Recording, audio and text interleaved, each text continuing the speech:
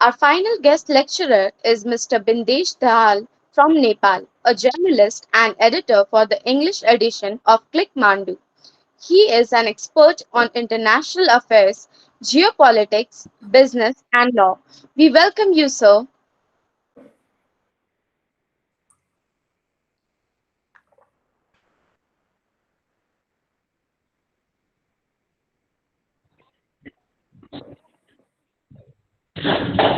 Namaste.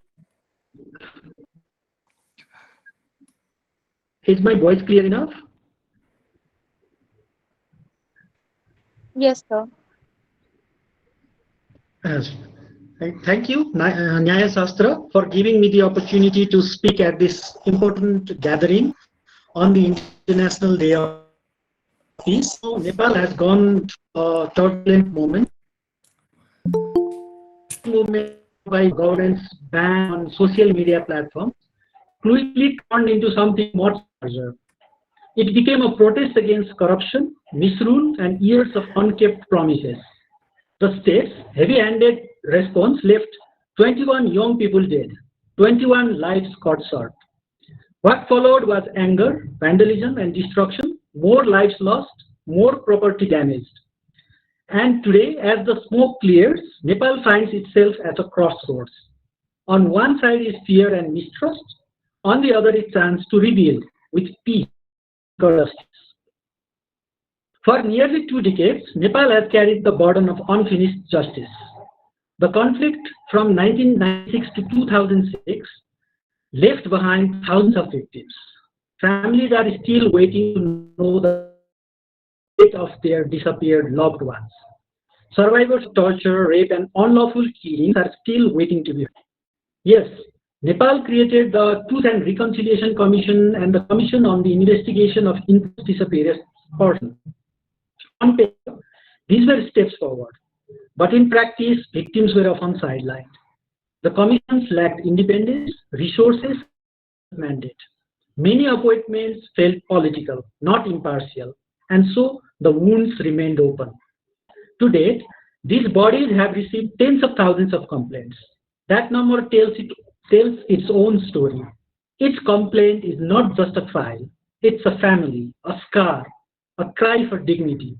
But because of limited staff, forensic capacity, and poor victim support, progress has been painfully slow.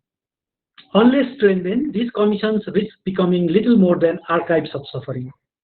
If transitional justice is to mean anything, these institutions must be given independence, resources, and above all, teeth. They must be able to refer serious crimes to criminal prosecution. Otherwise, victims will once again see the hopes dashed. Now, let me turn to the ordinary criminal justice system. Here, too, problem. Domestic and international observers, including the UN bodies, Human Rights Watch, Amnesty International, US State Department, have consistently flagged the same pattern. Police in unlawful killings, torture, and excessive force are rarely investigated, let alone prosecuted. Corruption probes stall under political pressure. This failure is not abstract. It has real consequences. When citizens believe that powerful actors can act with impunity, they lose faith in the law. And when justice feels out of reach, people turn to the streets. The Gen Z protests of September 2025 made painfully clear. What began as outrage over social media restrictions, but young people felt they had to demand accountability.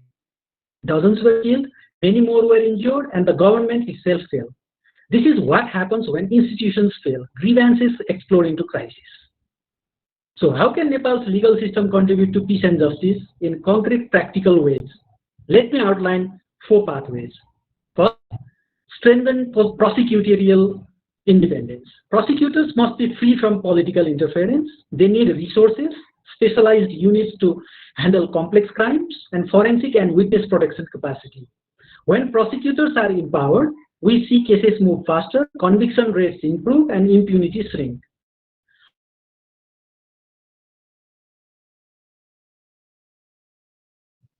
Commissions must do more complaints. They must sort them, send the most serious cases to the courts, and provide reparations that victims can actually see and feel. Compensation, healthcare, psychosocial support, and symbolic recognition are not luxuries. They are the building blocks of trust between citizens and the state. Reform policing. The instinct to meet protests with force must change. Police need clear rules of engagement, training in de-escalation, non-lethal equipment, and independent oversight. Commanders must know that they will be held accountable. Body-worn cameras, civilian oversight boards, and transparent disciplinary procedures are not radical ideas. They are necessities for a democracy. Fourth, confront corruption and elite impunity. Corruption is not only about money, it's about justice. It's about stolen opportunities, stolen dignity. Public asset registries, transparent procurement systems, and strong anti-corruption bodies to prosecutorial power. When citizens see corrupt officials punished, they start again in fairness. Now, some may ask, why connect all this to peace?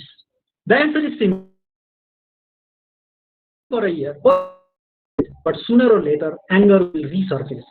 The Gen Z protests were not just about social media. Unaccountable leadership. They were the result of years of accumulated disappointment. If we respond with real reforms, faster prosecutions, meaningful reparations, accountable policies, then trust in the system can be rebuilt. Citizens will see that they do not need to set fires in the streets to be heard. Their voices will matter within the law. That is the peace that lasts.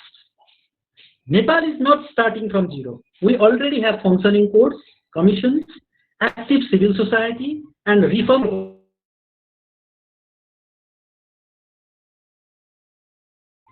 What success looks like is clear. Faster impartial investigations, prosecutions that reach even the powerful, reparations delivered to victims, statistics showing real declines in official punished, not protected. If these outcomes are achieved, Nepal will be well on peace, rooted in justice. If they are not, unrest will return again and again. The Gen Z protest was a wake-up call. They showed us the cracks in our system, but they also showed us the energy of a new generation determined to demand better. The question before us now is whether Nepal's legal system and those who guide it will rise to meet that demand. The future of peace in Nepal depends on it. Thank you. Thank you so much. Thank you so much, sir.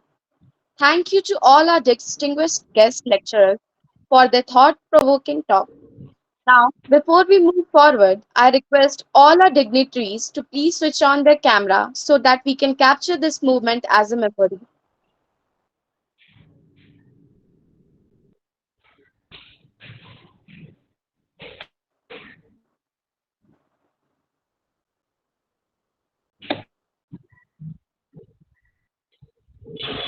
Thank you so much, everyone.